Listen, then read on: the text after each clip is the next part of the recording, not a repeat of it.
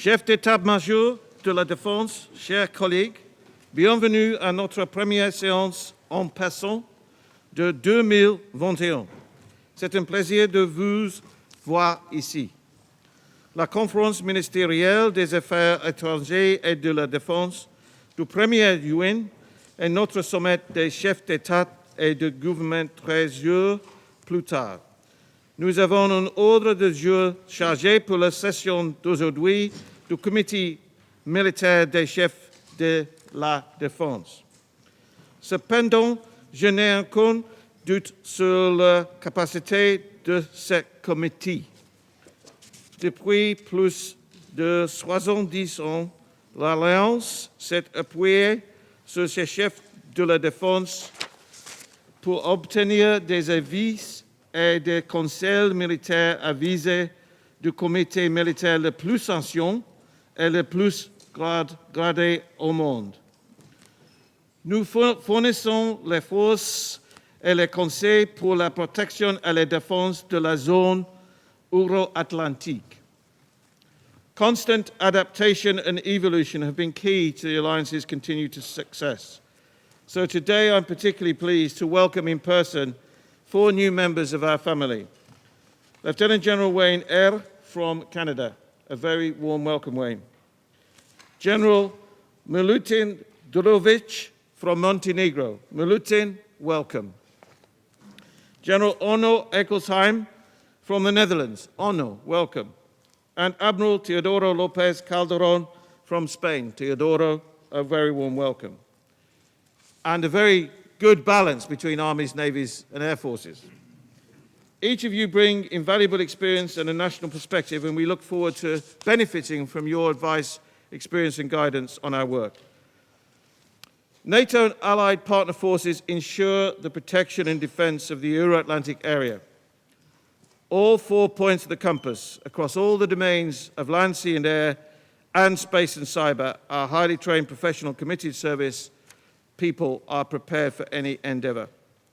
Allied forces are present, day and night, on duty, providing vital deterrence and defence. I now invite all of you to stand with me.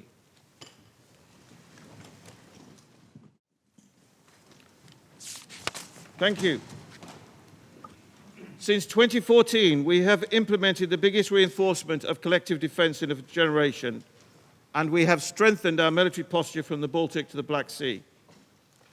NATO Secretary-General Jens Stoltenberg, who will be with us in a moment, through his NATO 2030 initiative, is preparing the alliance for the future, ensuring we continue to adapt with a forward-looking, bold and ambitious agenda agreed by our heads of state and government next month.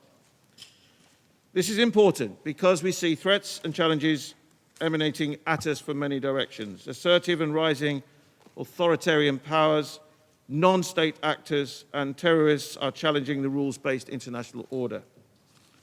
Russia continues its pattern of destabilizing aggressive actions, including ongoing violations of Ukrainian sovereignty and territorial integrity and reinforcements at the Ukrainian border.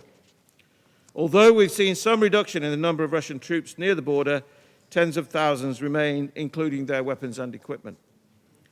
Russia is trying to impose restrictions in the Black Sea, including restricting access to the Sea of Azov through the Kerch Strait. Therefore, NATO needs to stay vigilant and preserve our freedom of movement in all relevant seas and airspace. We continue to face the threat of international terrorism. We face malicious cyber attacks almost every day, disruptive technologies, nuclear proliferation, and climate change has implications for security. So, the Alliance is responding by adapting and taking action, and we're addressing how to strengthen the resilience of both our societies and our infrastructure in order to reduce the vulnerabilities stemming from foreign ownership, coercion, or manipulation. We are investing in emerging and disruptive technologies in NATO. We keep channels for communication with Russia open, including in the NATO-Russia Council. We regret Russia has not responded to our offer to hold a meeting of the NATO-Russia Council. But we continue to aspire for a constructive relationship with Russia when Russia's actions make that possible. We engage with our friends and partners around the world who share our values and interests. We lead by example and remain the strongest military alliance in history because we learn and we are diverse and we are inclusive. It is vital our armed forces represent the breadth of society they protect, which is good for armed forces to gain from talent and benefit.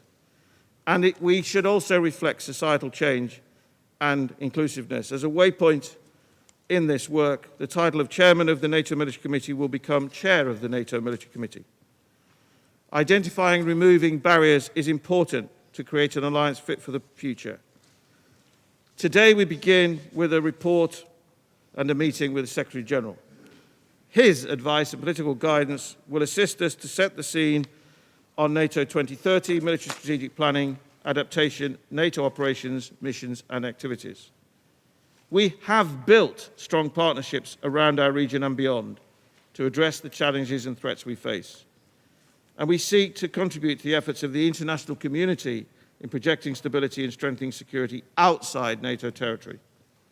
We do that through strengthened cooperation and partnerships. Therefore, I'm very pleased that today we'll be joined by the Chiefs of Defence from our enhanced opportunity partners from Ukraine and Georgia.